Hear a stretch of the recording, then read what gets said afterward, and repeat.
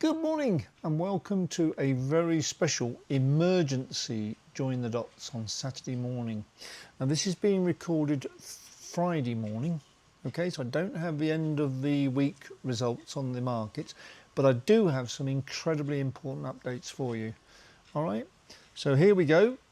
The first link I'm going to give you, and you have to watch this, and again I say have, because if you want to understand things you have to put a bit of time in.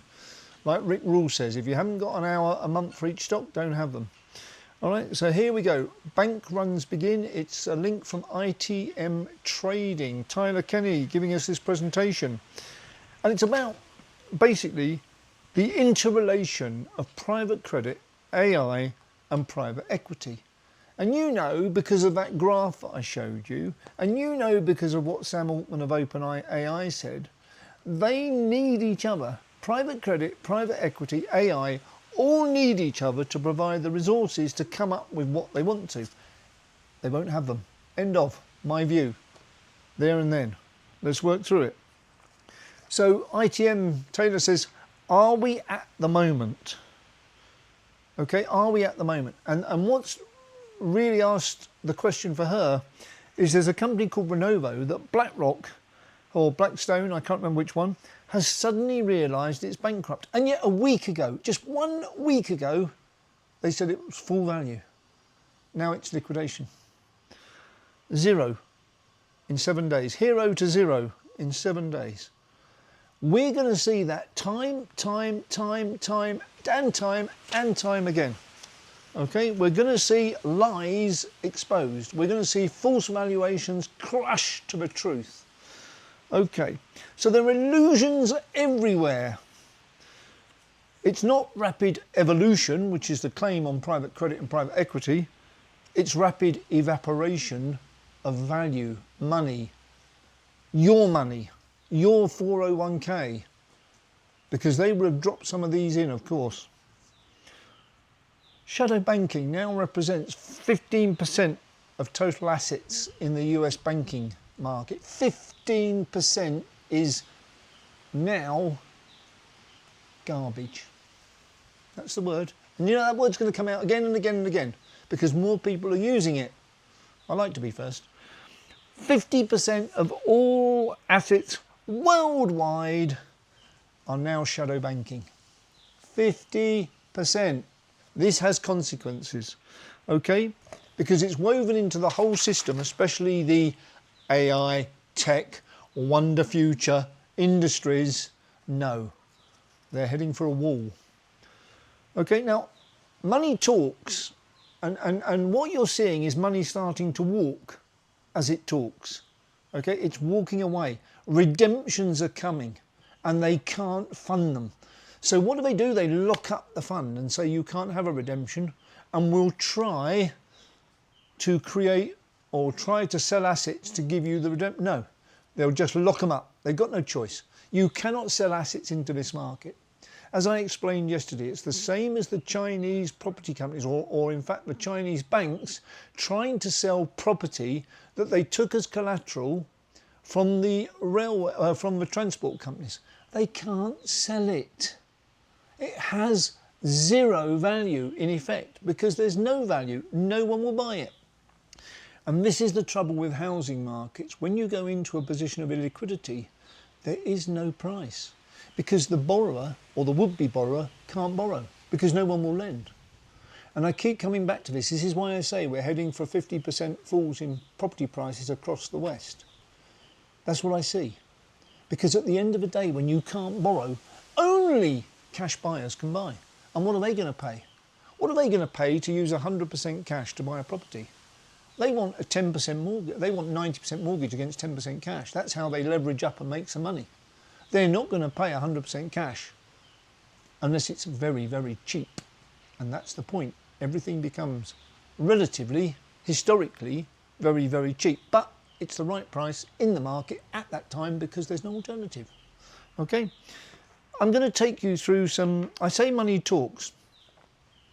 You know my feelings on the vaccination scandemic.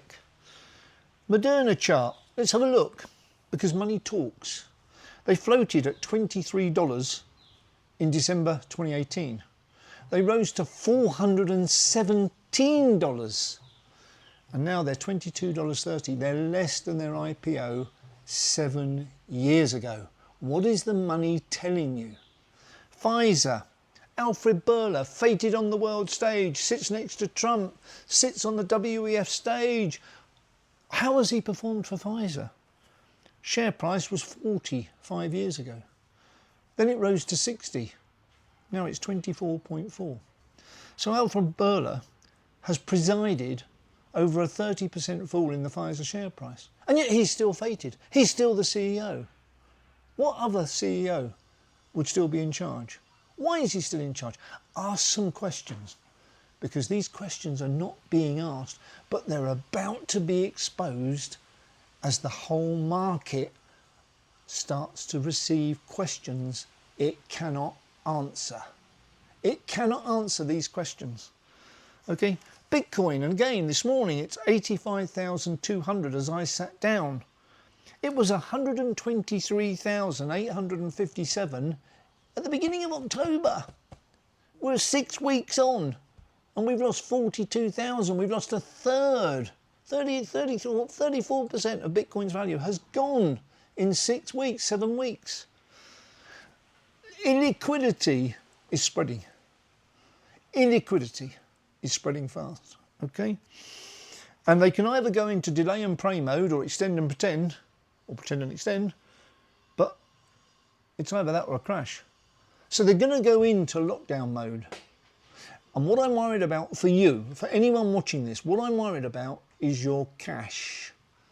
Because these shadow banks, the banking system, the way the governments are, and I gave you some figures on how much QE they've already got on their books the other day, US, UK, Europe, China, they've already got so much QE on their books. Can they do any more? Well, they can probably. First round, second round, it'll be bail-ins. It will be bail-ins. If you've got cash in the bank, it will be vulnerable, just like it was in Cyprus, just like it was in other countries in 2011. Okay, it was taken from you like a tax. Okay, because they made a mistake, so you've got to pay.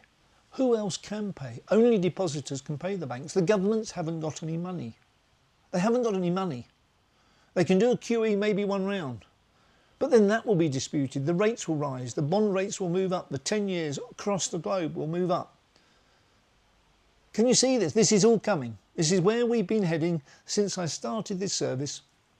I've been trying to build the macro picture so that you can see what's coming. It's not pretty, okay? So we're going to see, and Eurodollar University has a piece on this, on redemptions and the effect on the markets of redemptions. And in fact, Eurodollar is mentioned by ITM Trading. Here we come. Join the dots. I did it before. I did it before for you. Now they're joining the dots. Okay. And what do they use? What does ITM show as well? They show a picture of Jeffrey Gundlach saying garbage. Yes. So ITM have linked Eurodollar University and that interview with Jeffrey Gundlach and cockroaches from Jamie Dimon. It's all the dots. All the dots are joining. Illiquidity is spreading. Valuations are crashing. No matter where you look, private equity, private credit have no valuations. Who is the buyer who makes the price? The seller doesn't make the price, the buyer does. There's no buyers. There's no price. They can't pay redemptions. They'll just lock up. They'll freeze. Bail-ins, right, okay, so I think, what have we got first? First of all, we've got more dollar printing, more euro printing, more sterling printing. Yes, we got that. Okay. What does that cause? It causes rapid inflation of necessities, not assets this time. Asset prices have been inflated since 2010, 2011. Now it's going to be food, fuel, housing, costs, rental costs, but then prices are going to crash. Okay? And we're going to have bail-ins. It doesn't matter which way you look, I'm sorry. You are going to face bail-ins. If you've got cash in the bank, it can be taken, or a portion of it will be taken. It will be taken. So what's the only thing that they can't take? Well, something that you have at home. Gold, silver, bullion. Where is all this money? A lot of the money can't escape now. It's locked in. It cannot escape. A lot of value cannot escape. But what money there is, what value there is, what will it seek in this moment? It will seek safety. So we look at the performance of our assets over this last 3-4 months. Now 4 months we've been going, haven't we, since the beginning of July, okay? So I look at it and I think, okay, XRP, oh, mea culpa, it's 14% down. But it's a hedge. A hedge is like an insurance policy. You don't expect to cash in. In fact, you don't want to pay, you don't want it to pay, because then everything else is wonderful. Okay, if you have a car insurance, you don't want to claim. Okay, you just want to pay your premium and know that you're safe. That's the same with XRP. To me, that's the same. And it also has the advantage of being a utility asset that will be required when everything else crashes. It will be required. Everything will need to be cheaper. Every money transfer will need to be efficient, not swift, not taking a week, not charging you 3%. No, no, no. It will need to be instant, and it will need to be effectively almost free, which is what XRP as a utility can give.